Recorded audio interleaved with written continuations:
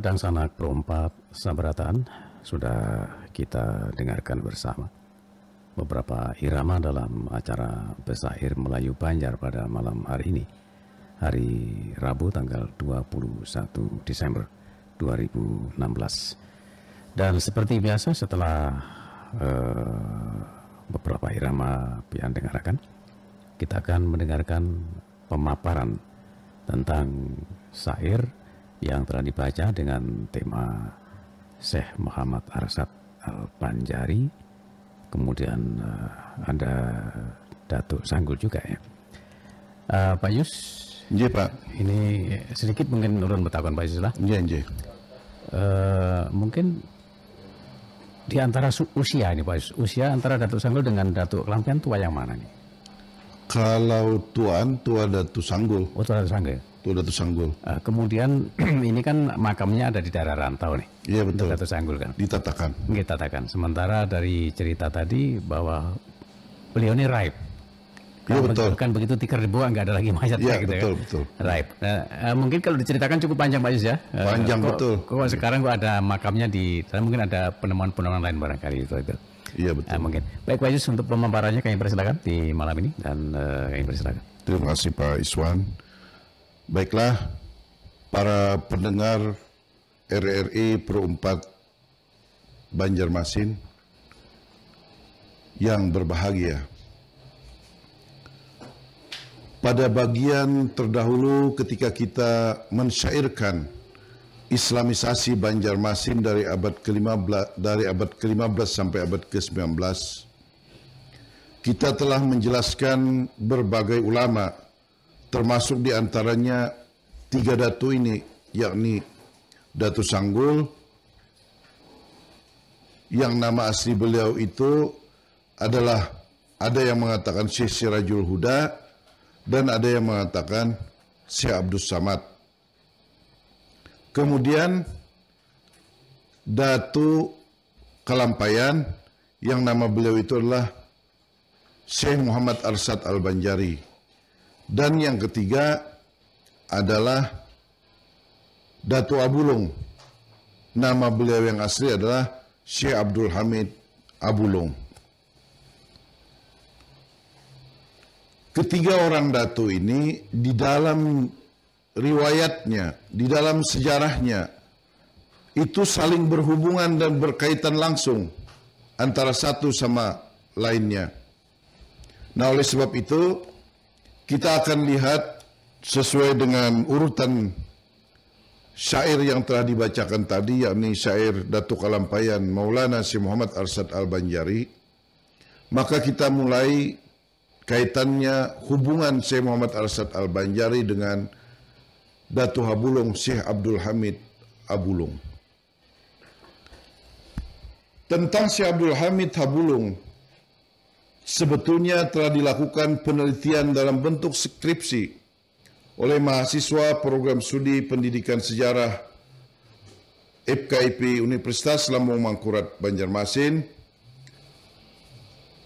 oleh seorang perempuan yang bernama Khairun Nisa. Skripsinya berjudul Penokohan Syekh Abdul Hamid Abulung sebagai penyebar ajaran Wahdatul Wujud di Kalimantan Selatan pada awal abad ke-18 hingga awal abad ke-19.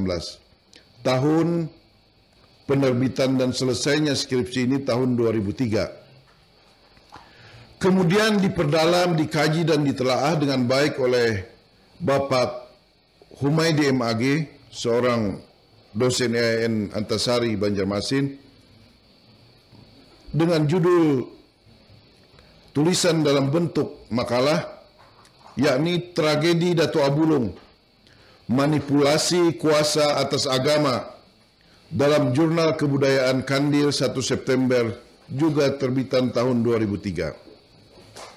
Ada pula termasuk dari buku-buku karangan, yakni dari Abu Daudi, dan dari penelitian-penelitian lainnya. Tulisan lainnya yakni dari tim sahabat, ini sebuah percetakan dan toko buku dari Kandangan yang banyak sekali menerbitkan tentang manaqib para ulama dan para aulia. Menerbitkan bukunya dengan judul Manaqib Syekh Abdul Hamid Tabulung tahun 2006. Syekh Abdul Hamid mengajarkan kepada orang awam, kepada orang umum, dengan ajaran yang berbeda dengan ajaran-ajaran biasa. Ajaran beliau itu adalah, yakni ajaran Syekh Abdul Hamid Tabulung, la maujuda bihaqqin illallah, la maujuda illahu. Maksudnya, tiada yang maujud dengan sebenarnya melainkan Allah atau dia atau hu. Tiada yang maujud melainkan dia atau hu atau Allah. Tiada aku melainkan dia. Dia adalah aku dan aku adalah dia. Sementara itu, ajaran yang selalu dipahami dan diyakini masyarakat Islam pada umumnya, yakni di kawasan Kalimantan Selatan, khususnya kawasan Nabulung pada waktu itu, adalah tiada yang berhak dan patut disembah kecuali hanya Allah. Allah adalah Khalik yang Maha Mencipta. Selain Allah adalah makhluk. Tiada sekutu baginya. Tiada sekutu bagi dia, Allah. Ajaran umum ini dinyatakan Abdul Hamid sebagai kulit saja, luarnya saja, belum sampai kepada tahap hakikat. Ajaran Syekh Abdul Hamid mendapat pengaruh dari ajaran Syekh Abu Yazid Bustami, Abu Mughis Hussein Mansur Al-Hallaj, Syekh Hamzah Pansuri dari Pansur, Syekh Syamsuddin As-Sumatrani, Syekh Siti Jenar Al-Jawi dari Pulau Jawa, dan Syekh Patimang di Palopo, Sulawesi. Ajaran-ajaran inilah yang akhirnya membawa Abdul Hamid Tabulung kepada jalan kematian. Seperti yang terjadi dalam kisah tragedi Al-Hallaj dan Syekh Siti Jenar. Seperti kita maklumi, masa Sultan Hamidullah atau Tahlilullah tahun 1700 sampai 1745 telah diberangkatkan 3 orang santri dari Kesultanan Banjar, yakni Syekh Muhammad Arsad Al-Banjari, Syekh Muhammad Nafis Al-Banjari, dan Syekh Abdul Hamid Tabulung.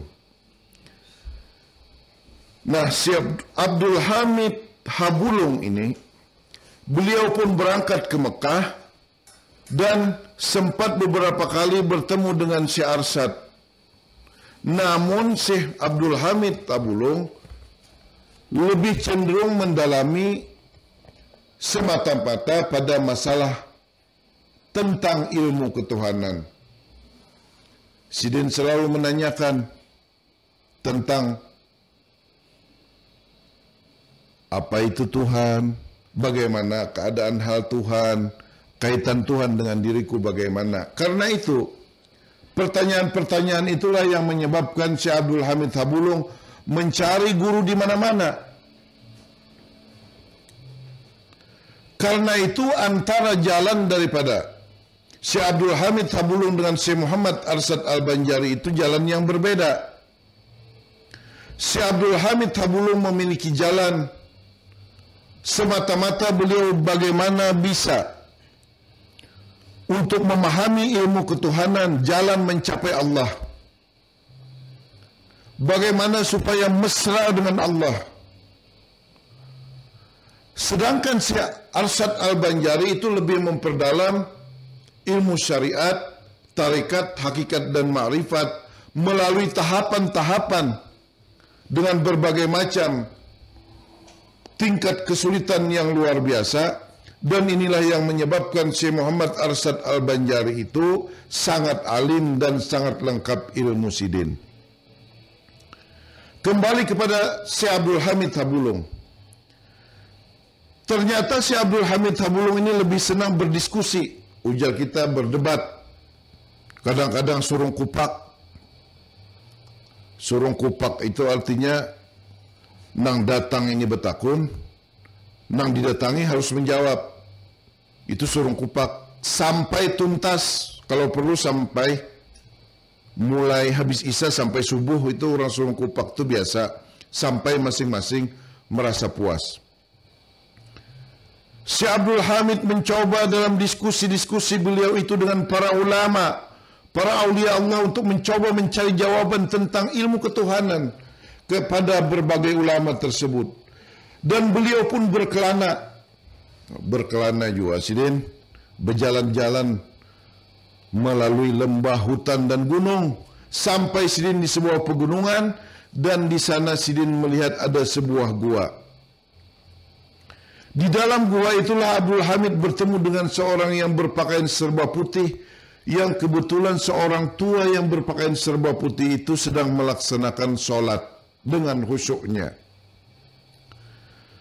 Syekh Abdul Hamid yang sudah lama berjalan, berdiskusi, bertemu dengan para ulama di mana-mana, maka kemudian sidin melihati orang tua yang sholat itu.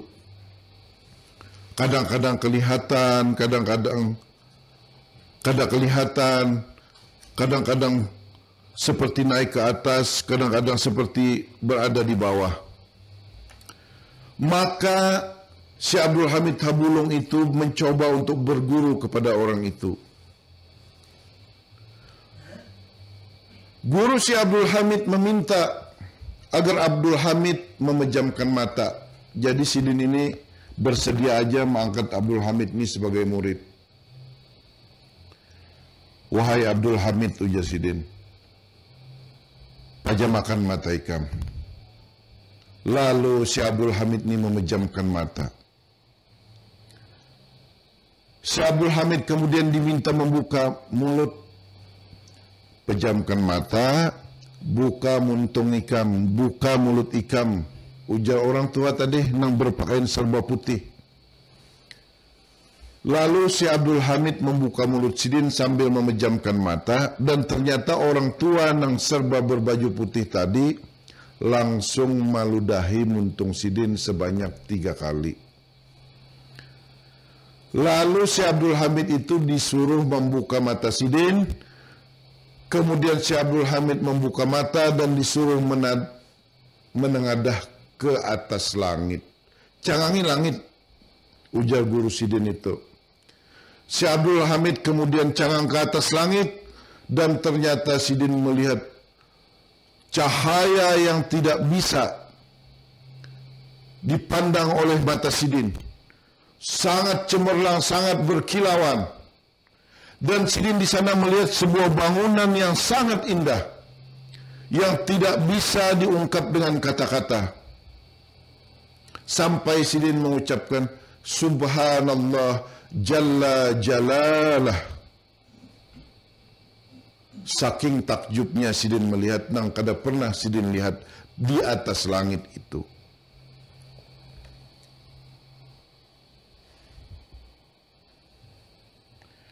Kemudian Syekh Abdul Hamid itu melihat perlahan-lahan cahaya itu menghilang, lalu sidin melihat langit seperti biasa kembali, dan kemudian sidin melihati hadapan sidin, melihati ke muka sidin, mencari guru sidin. Ternyata guru sidin ini sudah kada ada lagi, sudah lenyap. Dan kemudian Syekh Abdul Hamid ini bingung. Karena apa jar sidin nih? Maka tadi aku ada di dalam gua, ada di negeri Mekah. Tahu-tahu aku ini ada di pinggir sungai. Sungainya luas dan cukup deras, dalam pulang. Banyak hutan-hutan. Badiam sin itihi. Sekalinya sidin sudah ada di kampung seorang. Langsung ada di Habulung situ. Sungai itu ya sungai Batang Banyu, sungai Batang, atau sungai Matapura. Ini ujar sidin, aku sampai pulang di Kesultanan Banjar, padahal aku tadi datang di Mekah. Lalu sidin kemudian memikirkan tentang Allah Ta'ala nih. Tahu-tahu sudah ada jawabannya. ada di alam pangrasaan sidin. Ini pang naji sidin nang kutakunakan tadi. Tapi ujar sidin, aku bulik dan dibulikakan ini oleh Allah Ta'ala ke Habulung, ke Kesultanan Banjar. Sidin pun kemudian memahami bahwa yang namanya ilmu ketuhanan itu berlaku bagi orang yang sungguh-sungguh ingin menuntut dan ingin mengenali tentangnya. Dengan harapan sepenuh reda agar Allah Subhanahu wa Ta'ala mengijabahi, memberikan karunia yang sungguh-sungguh kepada orang yang benar-benar ingin mengenal Allah Subhanahu wa Ta'ala. Disitulah tingkat kesadaran Syekh Abdul Hamid Habulung, dan beliau bersyukur tiada terhingga kepada Allah Subhanahu wa Ta'ala. Jadi Syekh Abdul Hamid ini lebih dahulu sampai di tanah Banjar daripada Syekh Muhammad Arsyad Al-Banjari, yakni melalui kasab, yakni ilmu yang sidin dapatkan, di mana sidin langsung dari Mekah, daerah pegunungan, kemudian sampai di Habulung. Sidin tahu bahwa guru sidin itu adalah Nabi Khidir alaihissalam. Di Habulung, Syekh Abdul Hamid mulai mengajarkan ilmu tentang ketuhanan, sampai kemudian muncul ucapan syatahat. Syatahat itu adalah ungkapan, yakni ucapan melalui berbagai macam ungkapan akibat terlalu asik, akibat isik, dan juga zauq, yakni merasuk di dalam perasaan yang sungguh-sungguh karena saking nikmatnya, cintanya dengan Allah Subhanahu wa Ta'ala, akibat amalan-amalan dan dalam rangka musyahadah kepada Allah Subhanahu wa Ta'ala. Ketika itu beliau sedang menerangkan atau mengajarkan ilmu tasawuf. Pada saat beliau seperti inilah yang menyebabkan perkara, karena sidin mengucapkan la maujuda bihaqqin illallah, la maujuda illahu. Dia adalah aku adalah dia. Nah, ini nang menjadi persoalan. Ini nang ujar orang bahar ini ilmu sabuku. Kemudian ada persoalan politik.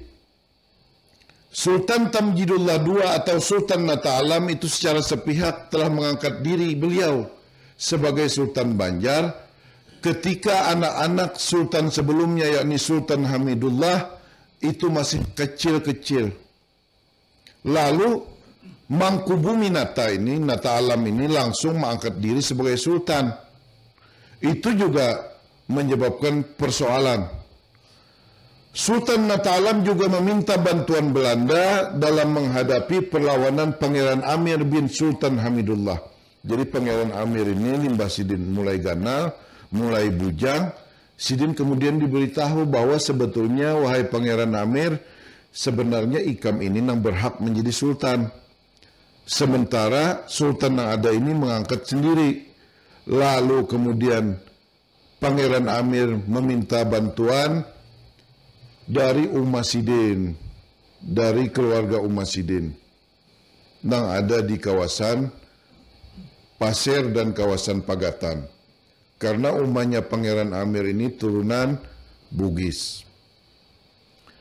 Nah, waktu itu Sultan Nata Alam kewalahan menghadapi pasukan Pangeran Amir ini, sehingga kemudian meminta bantuan Belanda. Atas jasa Belanda itu, ujar Belanda, lamun aku membantu Ikam, wahai Sultan, apa yang ku dapat? Kubari Ikam batola itu marabahan itu. Nah, itu asalnya tuh. Ini akan kita tuangkan dalam syair perang berkobar di negeri Banjar 1859-1906. Mungkin pertengahan Januari kita sudah akan lantunkan syair tentang ini. Karena penyerahan Belanda atas penyerahan Sultan Banjar kepada Belanda atas Marabahan itu sudah ditandatangani berdasarkan kontrak yang dibuat oleh Sultan Nata Alam. Jadi Belanda itu ingat ada mau pandir aja Bang. Amunika membari, kita ulah kontrak dulu tanda tangan. Nah itu nanti yang menyebabkan pembakal Kendet, abahnya Panglima Wangkang itu Sarik. Nah itu terjadinya nanti perang Wangkang itu. Itu kita sairkan nanti. Kita lanjutkan dulu. Si Abdul Hamid mendukung Pangeran Amir. Jadi si Abdul Hamid ini kan masih ke Makkah dibiayai oleh Sultan Hamidullah, ayahnya Pangeran Amir. Maka si Abdul Hamid itu tidak mendukung Sultan Nata Alam. Akibat tindakan Abdul Hamid itu, maka beliau sempat dibuat dalam kerangkeng dan direndam di dalam sungai, di Sungai Batang Habulung lebih dari 3 hari 3 malam. Namun setiap waktu sholat beliau naik ke atas banyu, kemudian beliau melaksanakan sholat fardu. Jadi meskipun kerangkeng itu dikunci, tak buka seorang, Sidin naik. Maklumlah ini ilmu laduni, ilmu nabinya Khidir. Jadi di dalam banyu itu kayak biasa, rasa bahinak biasa. Nah itu banyak disaksikan oleh para pedagang, para paiwakan, para peunjunan yang mengunjung di Sungai Batang, kawasan Habulung. Akibat ini maka karisma si Abdul Hamid makin tinggi, makin naik. Pengikut Sidin pun makin banyak. Dan Sidin akhirnya terbuka memang menjelaskan tentang ilmu ketuhanan kepada orang awam. Akibatnya ajaran Sidin salah dipaham. Maka mereka lebih suka orang-orang di kawasan situ, di Habulung sana pada zaman dahulu itu ketujuh menuntut isi haja, yakni hakikat saja. Jadi ketujuh menuntut isi atau ilmu hakikat daripada ilmu syariat. Dan nang payah itu, ini menurut pandangan orang syariat, banyak nang kada mau sholat fardu di masjid. Akibatnya masjid di sekitar Habulung itu banyak nang kosong, karena orang terlalu memperdalam ilmu hakikat yang dipaham oleh orang awam dan tidak memahami dasar-dasar yang sesuai dengan apa yang menjadi ketentuan dari Rasulullah sallallahu alaihi wasallam. Karena kalau dari tuntunan Rasulullah sallallahu alaihi wasallam, maka kita pun harus melaksanakan sholat 5 waktu. Bukan harus ya, wajib sebetulnya. Tentu keadaan ini dilaporkan Tuan Penghulu dan akhirnya sampai kepada Sultan. Karena orang heboh, tumbur di Habulung situ. Ajaran Abdul Hamid sangat menggemparkan dan sering disebut nang ujarun tadi ilmu sabuku. Para pendengar sekalian yang berbahagia, ilmu sabuku yang dipaham oleh orang Banjar itu adalah ilmu yang meyakini bersatunya hamba dengan Tuhan. Ini yang sering disebut tasawuf mulhid, yang menekankan pada penyatuan hamba dengan Tuhan tanpa membedakan sifat-sifat Allah yang berbeda dengan sifat-sifat makhluk. Misalnya nih,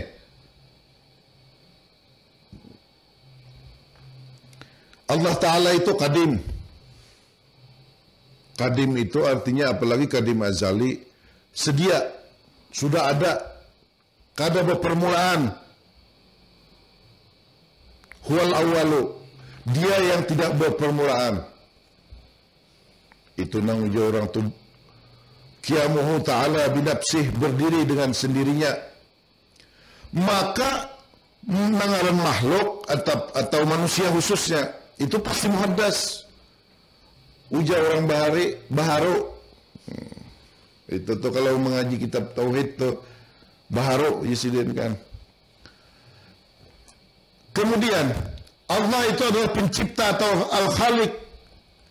Manusia atau hamba itu adalah ciptaan. Sifat Allah maha sempurna, sifat manusia atau sifat hamba maha terbatas. Manusia itu dhaif, manusia itu lemah, makanya manusia harus menyandarkan sepenuhnya kepada Allah Subhanahu wa taala. Sultan Banjar pada waktu itu kemudian meminta petunjuk dan nasihat Syekh Muhammad Arsyad Al-Banjari. Lalu Syekh Arsyad menyatakan, ujar Syekh Arsyad begini, "Wahai Tuan Sultan, tanyakan saja baik-baik kepada Syekh Abdul Hamid Habulung, minta penjelasan beliau. Karena ilmu sidin itu sebenarnya bukan untuk orang awam. Maka dimohonkan kepada beliau jangan mengajarkan ilmu kepada orang yang belum paham tentang ilmu syariat dan tarekat. Ucapan beliau itu adalah ucapan seorang yang sedang asyik dan mabuk dengan Allah." Nah, kayak itu tuh nasihat dan fatwa Syekh Arsyad kepada Sultan Nata Alam. Akhirnya Sultan meminta beberapa pengawal memanggil Syekh Abdul Hamid ke Martapura, ke istana. Datang ai pengawal ni berjukung ganal. "Wahai Tuan Syekh, ulun diminta oleh raja, oleh Sultan agar pian segera datang ke Martapura, ke istana." Ujar Syekh Abdul Hamid, "Nah, ikam cari siapa? Abdul Hamid tu kedada. Abdul Hamid tidak ada. Nah, ada di sini hanya Allah Ta'ala." Ujar Syekh Abdul Hamid, "Bolehkan naik hubungan nang penjemput pengawal tadi nih. Bapak dah lawan Sultan." "Wahai Sultan, kenapa ulun membawa sin ke istana?" Ujar sidin, "Tidak ada Abdul Hamid, nah ada hanya Allah Ta'ala." "Amun ka itu," ujar Sultan, "kesana pula ikam ke Habulung sana.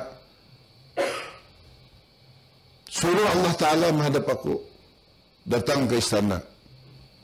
Datang ai pengawal pulang. "Wahai Tuan Syekh," ujar Sultan Banjar, "nah, pian ini maksudnya Allah Ta'ala itu disuruh datang ke istana." "Haulah," ujar Syekh Abdul Hamid nih, "bisa-bisanya menyuruh Allah Ta'ala, memerintah Allah Ta'ala ke istana. Allah Ta'ala kan bisa diperintah," ujar Abdul Hamid. "Oh, ya pengawal ngalihnya ini.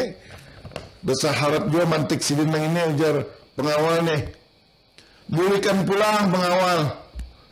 Lalu Sultan memerintahkan agar panggil keduanya. Abdul Hamid di Kiau, kalau perlu Allah Ta'ala juga dibawa ke istana.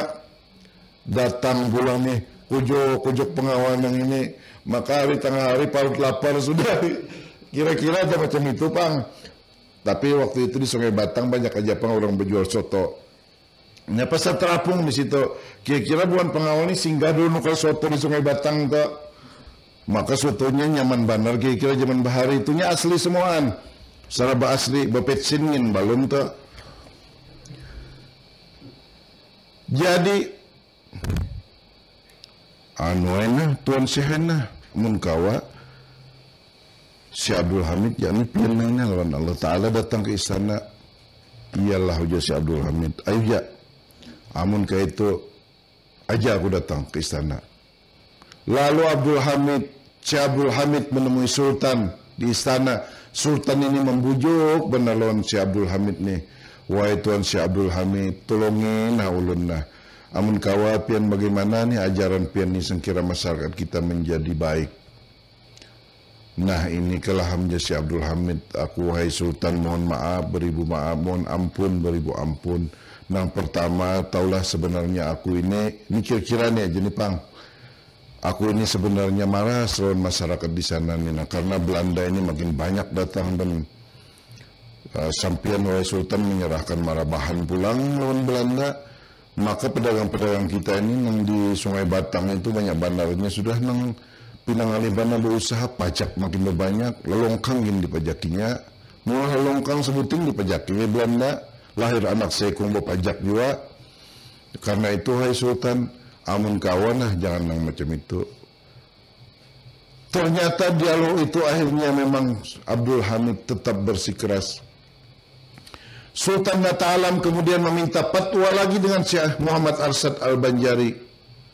Ujar Syekh Muhammad Arsyad Al-Banjari, wahai tuanku Sultan, lamun sudah tu pian rujuk jua, terserah sampian karena pian nang mengambil keputusan. Karena pian nang ampunnya rakyat, ulun kada bisi kuasa, sedangkan di dalam kemuftian itu pun hanya membidangi masalah-masalah agama dan hukum tertinggi pasti ada di tangan sampian, wahai Sultan. Macam itulah ujar Sultan.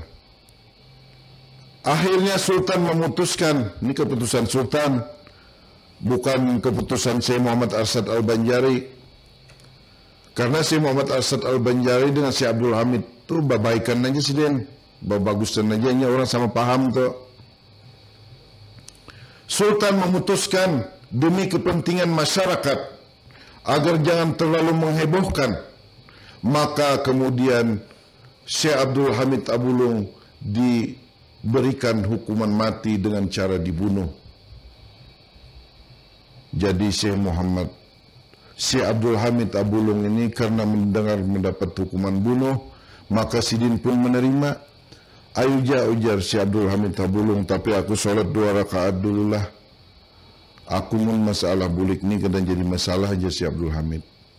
Dan ternyata kemudian Sidin ini dihukum bunuh dengan cara ditusuk dengan senjata.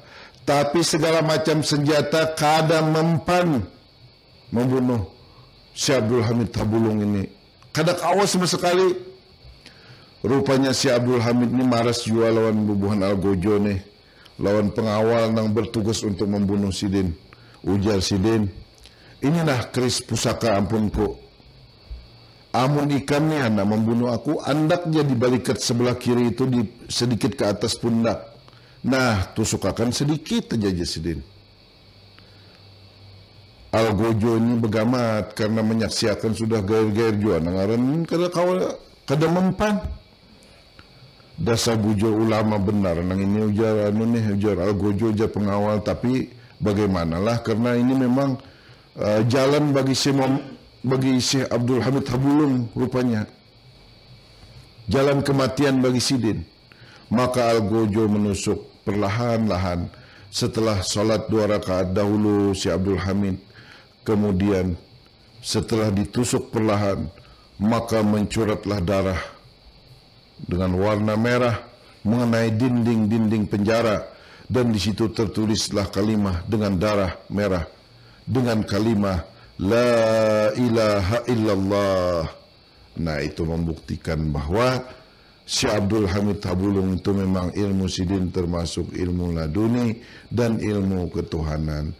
Karena itu para ulama, guru-guru madrasah banyak juga itu yang ziarah ke makam Syekh Abdul Hamid Abulung, karena tarekat yang Sidin pahami dan kembangkan dan amalkan, yakni tarekat Naqsabandiyah, yang sampai hari ini pun masih banyak dipakai orang-orang di kawasan Nusantara dan Asia Tenggara. Nah, itu yang berkaitan dengan Syekh Abdul Hamid Abulung. Kita masuk dengan kisah Datu Sanggul. Sejarawan Banjar Haji Ahmad Ghazali Usman dalam bukunya Riwayat Datu Sanggul dan Para Datu-Datu yang diterbitkan pemerintah daerah tingkat 2 Kabupaten Tapin tahun 1999. Ini menggali tentang asal-usul kisah Datu Sanggul versi orang-orang di kampung Tatakan Rantau. Ini ulun umpat jua nih waktu seminarnya, beberapa kali seminar Datu Sanggul di Rantau ini ulun mengumpati. Riwayat tentang Datu Sanggul nih, ini bermula dari Muhammad Junang. Orang di sana menyebut Sidin itu pasak atau tokoh Muning Tatakan yang menyusun kisah tentang Datu Sanggul. Setelah M. Junang wafat, lalu diserahkan pada Pembakal Uning. Dilanjutkan lagi oleh Pembakal Asdin, dan kemudian dilanjutkan oleh Pembakal Lasan atau oleh Lasan. Setelah Lasan wafat, riwayat diserahkan kepada Bapak Mawardi yang sekarang menjadi juru kunci makam Datu Sanggul. Ulun kena tahu apakah masih hidup beliau ini, apakah sudah wafat. Dalam buku riwayat Datuk Sanggul dijelaskan beliau adalah berasal dari Aceh, kemudian menuntut ilmu ke Banten, dari Banten terus ke Palembang. Di Palembang berguru kepada Syekh Nurdin Ali Al-Habsyi. Di Palembang Datuk Sanggul banyak menguasai ilmu syariat, kemudian baru sampai pada ilmu Ainul Yakin dan belum sampai pada ilmu Kamalul Yakin. Jadi ilmu yakin itu sekedar mengetahui, misalnya orang mengetahui tentang kapal laut, dijelaskan bahwa kapal laut itu ganal, ada terbuat dari papan, ada terbuat dari besi, kawal berlayar, dan seterusnya. Dari pengetahuan itu kemudian masuk kepada Ainul Yakin, yakni melihat dengan nyata nang bentuknya kapal itu nak melihat. Terus Hakul Yakin, itu sudah merasakan naik kapal, sudah masuk ke dalam kapal.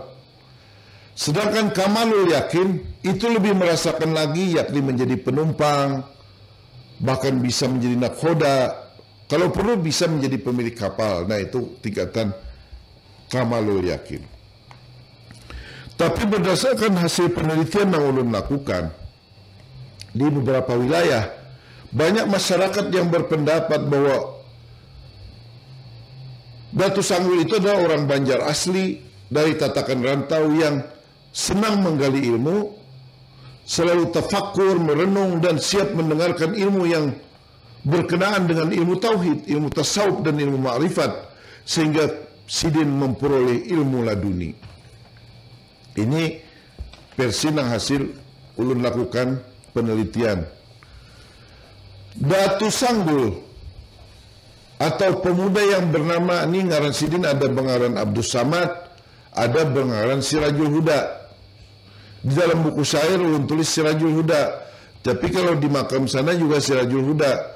Tapi di dalam bukunya Bapak Ahmad Ghazali Usman ngaran Sidin itu si Abdul Samad. Jadi Datuk Sanggul bermimpi seorang tua. Ini Datuk Sanggul ini kan hendak bandar menuntut ilmu nih. Hai Abdul Samad atau hai Sirajul Huda, betulkah kamu hendak menuntut ilmu? Kalau kamu betul hendak menuntut ilmu, kamu harus pergi ke Borneo, harus pergi ke Kalimantan, temui Datuk Suban di wilayah Kesultanan Banjar, dan temui Datuk Suban di Kampung Muning Tatakan. Maka kemudian Datuk Sanggul meminta izin Guru Sidin. Dengan Guru Sidin itu paham akan kerinduan Datuk Sanggul ini akan ilmu yang lebih dalam, maka Syekh Nurdin bin Ali Al-Habsyi mengizinkan Datuk Sanggul pergi ke Banjar. Datuk Sanggul sampai di Banjar dan terus ke Tatakan, bertemu dengan Datuk Suban, dan Sidin menuntut ilmu pada Datuk Suban. Saudara-saudara seperguruan Datuk Sanggul itu adalah Datuk Murkad, Datuk Taming Karsa, Datuk Niang Talib, Datuk Karipis, Datuk Ungku, Datuk Ganun, Datuk Argih, Labai Duliman, Datuk Harun, dan Datuk Arsanaya. Jadi ada sekitar 11 datuk saudara seguru dengan Datuk Sanggul. Setelah belajar tentang fana, jadi pelajaran yang diberikan oleh Datuk Suban ini sebetulnya tentang fana, yakni fana fillah, yang menyangkut rahasia insan. Maka Datuk Sanggul melakukan musyahadah. Musyahadah itu yakni berusaha menyaksikan tentang kehadiran Allah, menilik-nilik tentang hal keadaan Allah. Kemudian murakabah, yakni berusaha mendekatkan diri kepada Allah dengan cara zikrullah. Kemudian mujahadah, melatih dengan berbagai macam ilmu, dengan puasa, dan juga tafakkur sambil menyanggul, menunggu ilham dari Allah Subhanahu wa ta'ala. Datuk Suban memerintahkan pada Datuk Sanggul membuat kamar dari kain, Beliau pun kemudian melaksanakan khalwat dengan halwat berzikir dan berdoa.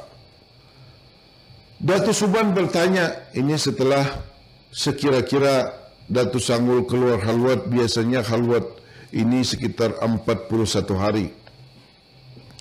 Datuk Suban bertanya kepada Datuk Sanggul, wahai Datuk Sanggul Jasidin, apa hasil halwat ikam? Ujar Datuk Sanggul, menurut ulun dalam pengerasa ulun, Makkah dan Madinah serta makam Rasulullah itu paraat benar buruai. Ujar Datuk Sanggul lawan Datuk Suban. Datuk Suban bertanya lagi, apa bukti lainnya dari rasa yang kamu dapatkan saat khalwat? Ujar Datuk Sanggul, dalam pengerasaan ulun ni nang ada hanya selalu rindu dengan Allah, selalu ingin bertemu dengan Allah. Ujar Datuk Sanggul. Maka kemudian Datuk Suban mendengar tentang kerinduan Datuk Sanggul ini dengan Allah, maka Sidin melihat yang namanya Sirajul Huda atau Abdul Samad itu ketujuh menyanggul, ketunggu menunggu dan mengintai ilmu dari Allah, maka diberi nama Sanggul Abdul Samad atau Datu Sanggul. Artinya ketujuh menyanggul, bahasa Banjar artinya ketujuh bandar menunggu ilmu laduni yang datangnya dari Allah Subhanahu wa ta'ala. Suatu hari Datuk Suban memanggil semua murid-muridnya. Kemudian menjelang wafatnya ke Hadratullah, Datuk Suban menyerahkan satu biji kitab kepada Datuk Sanggul. Karena nang dilihat oleh Datuk Suban, nang benar-benar bisa memahami tentang fana itu hanyalah Datuk Sanggul. Datuk Sanggul kemudian mengajarkan kitab itu kepada para muridnya yang semakin bertambah banyak. Jadi ilmu fana itu adalah ilmu tentang mengaramkan diri ke Hadratullah, ilmu cara melenyapkan diri kepada Allah. Nah, itu ilmu fana. Pada saat itu kerajaan Banjar membuat suatu maklumat tentang pelaksanaan perintah fardu salat Jumat, yakni pada masa Sultan Nata Alam tadi, Tahmidullah II. Waktu itu kerajaan Banjar ibu kotanya di Martapura. Waktu itu dilaksanakan tertibnya hukum Islam di tingkat kampung. Pelaksananya adalah Tuan Penghulu. Aparat hukum yang bertugas sebagai polisi kampung di Kesultanan Banjar pada abad ke-18 itu adalah yang pertama nih, polisi kampung nih pada zaman Kesultanan Banjar abad ke-18. Yang pertama itu Tuan Hatib. Jadi kada sekadar mahutbah Hatib, bisa nangkap orang dahulu. Kemudian yang kedua Tuan Bilal, kada sekadar azan, Bilal itu bisa menangkap orang juga. Itu nang bangaran labai. Jadi zaman bahari Bilal itu labai. Kemudian Tuan Kaum. Jadi kaum itu kadanya memberasi masjid, buka tutup lawang yang masjid aja. Itu nang wah ini lamun nang bahari itu bisa menangkap orang nang kada sembahyang. Nah, itu zaman Kesultanan Banjar. Tuan Bilal atau Labai diberitahu bahwa Datuk Sanggul tidak pernah sholat Jumat. Padahal Sidin termasuk ulama dan banyak bisi murid di kampung Tatakan. Lalu datang Tuan Labai ini. Assalamualaikum. Waalaikumsalam, ujar Datuk Sanggul. Ulun Syekh atau Datuk Sanggul datang ke sini hanya melaksanakan perintah sultan kita, perintah raja kita, yaitu barang siapa tidak sholat fardu Jumat, hukumnya denda. Hukumnya denda, ujar Labai. Jadi ulun ke sini untuk mengambil uang denda itu. Ujar Datuk Sanggul. Berapa besar dendanya? Ujar Labai. 2 rial sasuku am. 2 rial sasuku wajam. Ujarnya kayak itu biasanya tuh. Datuk Sanggul kemudian membayarnya. Karena terus-terusan bayar denda, sisa harta Datuk Sanggul tinggal sebuah kuantan dan sebuah, ujar kita, lukah. Karena tidak ada lagi uang membayar denda, maka Datuk Sanggul akhirnya pergi sholat Jumat ke masjid. Kebetulan waktu itu sejak hari Kamis hujan turun dengan lebatnya, Sungai Rantau dan Sungai Muning banjir sampai ke hingga masjid. Maka pada saat sholat Jumat tiba, orang-orang berwudu di beranda masjid. Datu Sanggul langsung bercabur ke dalam sungai nang lagi banjir, nang landas, nang labung, nang itu. Maka orang pun bakuriak dan menyangka Datu Sanggul hanyut dan lamas. Semua orang mencari-cari Datu Sanggul. Tiba-tiba Datu Sanggul muncul dari dalam banyu dan berpakaian kada basah, bahkan sidin berjalan di banyu. Lalu ditakuni orang bahwa Bapak pian kenapa? Ujar Datu Sanggul, aku bodoh benar dalam banyu itu. Itu Datu Sanggul itu. Datu Sanggul masuk ke dalam masjid. Nah, ini ada dua versi cerita. Versi pertama, Datu Sanggul diminta menjadi imam sholat. Lalu sidin berpantun. Versi kedua, setelah selesai Jumat, Datu Sanggul kesap paling muka dan sidin berpantun. Nah, ini pantun Datu Sanggul. Riu-riu padang si bundan, di mana padang si tamu-tamu, rindu dandam tingadah bulan, di muka Allah kita bertemu. Riau-riau padang si bundan, di mana padang si tamu-tamu, rindu dandam tingadah bulan, di muka Allah kita bertemu. Lalu Datu Sanggul mengangkat takbir, Allahu Akbar. Tiba-tiba badan Datu Sanggul terangkat tinggi dan lebih tinggi, terus menghilang dari pandangan mata. Konon beliau sholatnya di Madinah. Nah, masalah sholat di Madinah ini kadang kau dipikirkan, apalagi lah menua ini orang tahu waktu berbeda. Apabila Allah menghendaki itu sutil aja bagi Allah Ta'ala, jadi jangan dipikirkan. Setelah mengetahui, maka Tuan Labai meminta maaf. Sebagian besar jamaah masjid menjadi murid Datu Sanggul. Datang yang Labai, ampun maaflah Datulah ya. Ampun maaflah Tuan Syekh, ulun kada tahu pang siapa sampian nang ini. Ujar Datu Sanggul, kita sama-sama aja. Nangaran aku gin orang awam juga. Ini semua hanya karena pemberian dari Allah Subhanahu wa Ta'ala. Nah, karamah Datu Sanggul ini diperjelas dan dibuktikan dalam riwayat Syekh Muhammad Arsyad Al-Banjari yang sedang menuntut ilmu di negeri Madinah. Syekh Arsyad pada waktu itu di Madinah tiap sholat Jumat selalu melihat seseorang yang sholat dengan memakai gamis, namun di bahu sidin membawa butah. Nah, ini menjadi saksinya ini Datu Kalampayan. Ulama ahli syariat, ulama ahli tarekat, ulama ahli hakikat dan ulama ahli ma'rifat yang beliau di sana senantiasa bertemu dengan Datu Sanggul di Masjid Madinah. Karap bana bertamu, lalu akhirnya si Arsyad ni menagur betakun ni langsung. Hai orang tua, ujar Datu Kalampayan. Pian ni pinanya orang Banjar, ini orang benua. Hei, ujar Datu Sanggul. Ya, aku ni dari benua, aku ni orang Tatakan, rantau sana.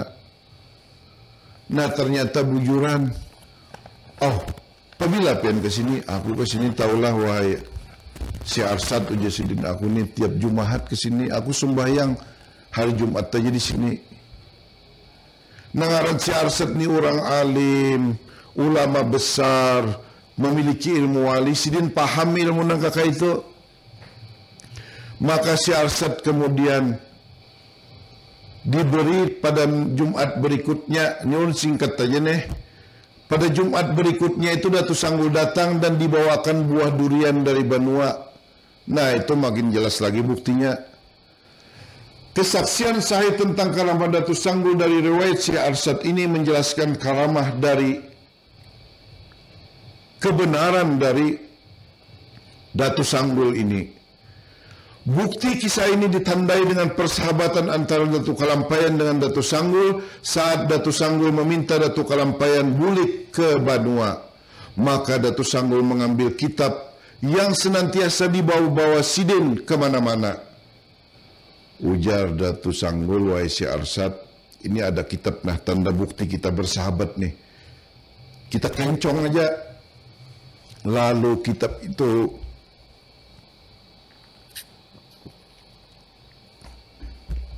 dipotong mengencong, membentuk segitiga lam jalallahnya. Kalau kitab itu kan segi empat, dipotong mengencong. Nah itu seperti lam jalallah, seperti bentuk kalimah Allahu wahdahu la syarika lahu Muhammadan abduhu wa rasuluh. Di bawahnya bertulis tawajjah haitsu syi'ta fa innaka mansur. Itu sebetulnya segitiga nubuah yang ada di antara dua belikat Rasulullah sallallahu alaihi wasallam. Biasanya itu sering diandak orang di dinding dengan tulisan di situ di atasnya atau di bawahnya. Wa baina katifaihi sallallahu alaihi wasallam, dan di antara dua belikat Rasulullah sallallahu alaihi wasallam lalu ada lambang segitiga. Nah, kalau gampang-gampang bang, kita berincong nang ini. Versi lain, si Arsad ujar kabar itu, Sidin memotong jubah Datu Sanggul dalam bentuk mengencong. Jadi jubah di ujung tu nah, digunting Sidin sedikit, dipotong Sidin sedikit tanpa sepengetahuan Datu Sanggul. Itu pun bentuknya bakencong. Nah, satu kencong untuk bubuhan Datu Sanggul yang dibawa Sidin itu adalah ilmu kesaktian, ilmu taguh, ilmu bisa menghilang, ilmu bisa terabang. Itu satu kencongnya. Satu kencongnya lagi itu ilmu kealiman, ilmu menjadi ulama. Nang ilmu kealiman itu diambil, diserahkan kepada Syekh Muhammad Arsad Al-Banjari. Datu Sanggul itu membawa nang sekincong nang ilmu sakti-sakti. Nah itu kisahnya. Saat si Arsad sampai di Banua, ternyata Datu Sanggul sudah wafat. Maka si Arsad menemui Datu Sanggul. Saat itu mayat Sidin sudah dibungkus tikar. Lalu setelah sempat dilihat si Arsad, mayat Datu Sanggul kemudian melenyap, hilang. Lalu Datu Kalampayan menyatakan, inilah nang sabujurannya asli sebagian kitab barincong. Oleh kerabat situ dimintailah pendapat kepada Syekh Muhammad Arsad Al-Banjari. Wahai Tuan Syekh, ini kayak apa nih? Datu Sanggul ini mayat Sidin kededa lagi. Ujar si Arsad, ini kan masih ada tikarnya, masih ada kainnya. Ini adalah sebagai monumen kenang-kenangan. Siapa tahu ada nanti keluarga yang menziarahi. Maka kemudian peninggalan dalam bentuk tikar dan kain itu diletakkan dan dimasukkan ke dalam makam itu. Dan sebagaimana kita pahami yang namanya karamah para aulia Allah, tentu beliau pun senantiasa apabila kita hadiahkan Fatihah, beliau pun senantiasa akan datang dalam bentuk bagian dari silaturahim sesama umat Islam, sesama hamba Allah. Nah itulah kira-kira kisah tentang persinggungan Syekh Muhammad Arsad Al-Banjari Datu Kalampayan dengan Syekh Abdul Hamid Abulung atau Datu Abulung dan dengan Datu Sanggul. Nah ini diringkas bujur nih anu paisone nih. Ceritanya cukup menarik Pak Yus. Iya betul nih. Panjang tapi memang beruntun gitu ya. Berurutan gitu ya. Nah, ini Pak Yus, sebelum kita berpisah, asumsi masyarakat yang namanya sanggul itu adalah rambut panjang yang disanggul di atas. Tapi ternyata ini adalah sanggul tujuan mengumpulkan ilmu gitu ya. Iya betul. Itu sambatannya sanggul gitu ya. Iya. Jadi mudah-mudahan masyarakat juga makin jelas nih. Karena memang dalam foto-foto almarhum ini kayaknya juga bersanggul juga. Iya.